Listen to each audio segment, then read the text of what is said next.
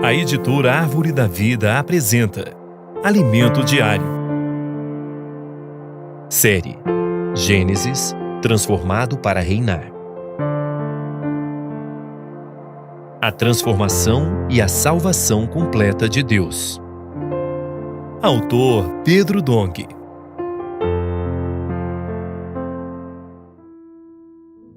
Semana 4. A morte de Raquel e o nascimento de Benjamim. Terça-feira. Ler com oração.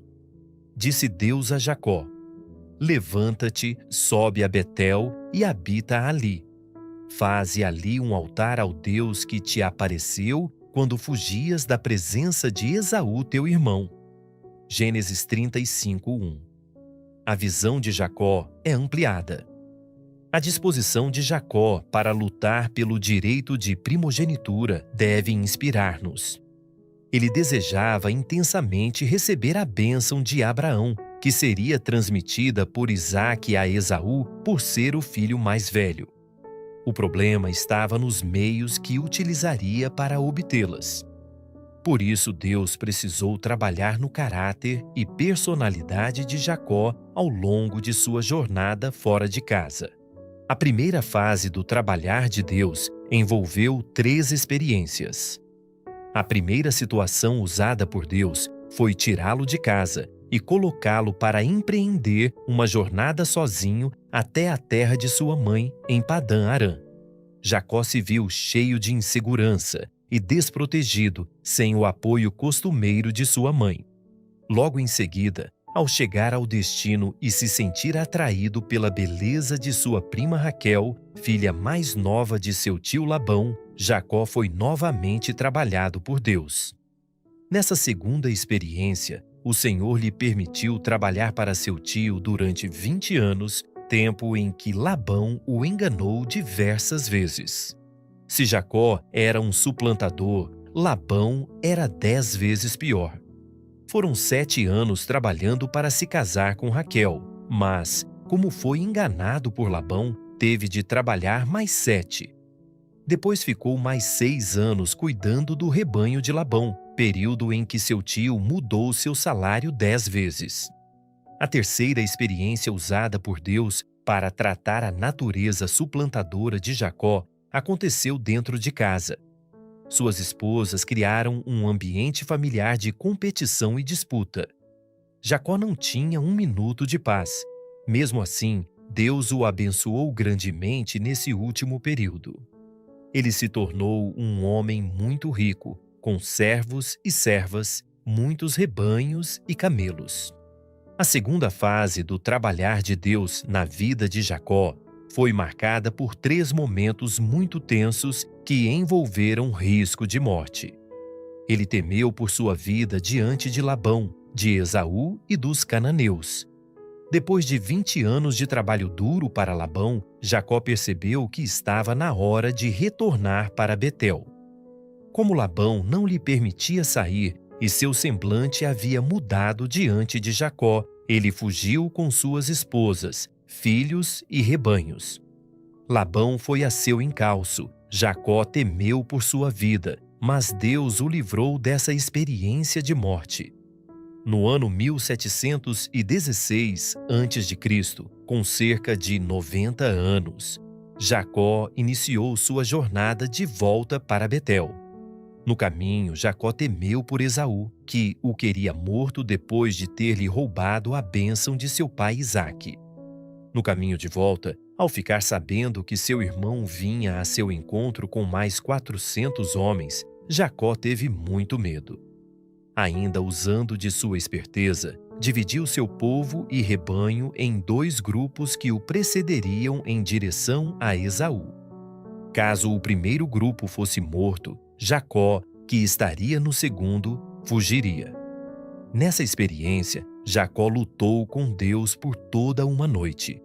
Como a força de seu homem natural era muito forte, Deus tocou no tendão de sua coxa e o fez mancar pelo resto de sua vida.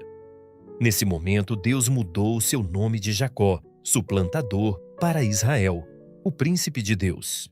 Deus, mais uma vez, revelou a Jacó a importância de confiar totalmente no Senhor. Toda a estratégia montada para se proteger e sensibilizar o coração de seu irmão foi em vão. Deus mudou o coração de Esaú de modo que, quando se viram, Esaú abraçou e beijou Jacó. Toda aquela preocupação e temor criados em sua cabeça seriam evitados se ele tivesse confiado totalmente no Senhor. Aquele foi um estresse desnecessário. Após Deus retirar o único impedimento que poderia atrapalhar sua jornada, que era Esaú com seus 400 homens, Jacó decidiu ficar pelo caminho. Comprou um campo em Siquém e por lá ficou, não retornando para Betel. Ele encontrou nessa região o lugar ideal para estabelecer sua família e ter um modo de vida cômodo e confortável. Somos muito parecidos com Jacó. Sempre encontramos um jeito de estruturar um modo de vida para nos acomodar. Tendemos a agir assim tanto em nosso viver familiar como no viver da igreja. Mas Deus não lhe permitiu ficar estagnado em Siquém, pois ele havia feito um voto de voltar para Betel. Deus permitiu que Jacó passasse por uma situação em que sua única filha, Diná, fosse violentada por Siquém, filho do governador da região, chamado Amó. Para piorar ainda mais a situação, os 2 irmãos de Diná mataram todos os homens da cidade, todos os machos, saquearam todas as casas e levaram mulheres e crianças em cativeiro. Esse foi o terceiro momento nessa etapa de sua vida em que ele passava por uma situação na qual a vida de sua família corria sérios riscos.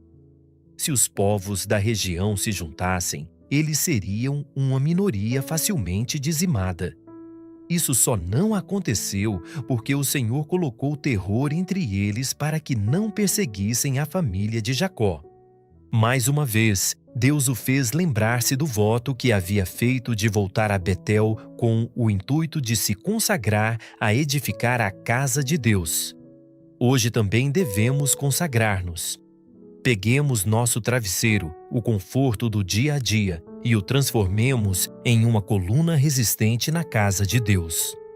O Senhor quer que você se levante para ser uma coluna capaz de arcar com responsabilidade na edificação da casa de Deus. Ao chegar a Betel, Jacó edificou um altar ao Senhor e o chamou de El-Betel. É diferente de como se referiu ao Senhor em sua primeira experiência, quando ainda fugia de seu irmão Esaú. Naquela ocasião, ele se referiu a Deus como El-Jacó, o Deus de Jacó. Mas agora a visão dele se ampliou. O foco não estava mais no próprio Jacó, em esperar que Deus fosse aquele que existe para lhe prover segurança, alimento, vestimenta e paz. O Senhor quis revelar-se a ele muito mais do que o Deus de Jacó, mas como o Deus El-Betel, isto é, o Deus da casa de Deus.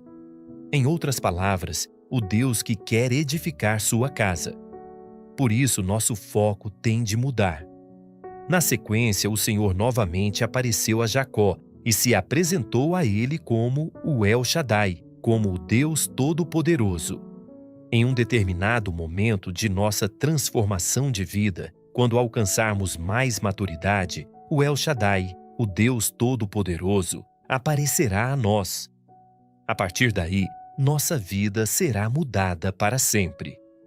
Agora, anote conforme o que você recebeu na leitura de hoje: a luz na palavra, a direção, a admoestação. Ore e faça um grito de guerra com base nesses itens para que a palavra profética seja sedimentada em seu coração. Esperamos você amanhã para mais uma leitura do Alimento Diário.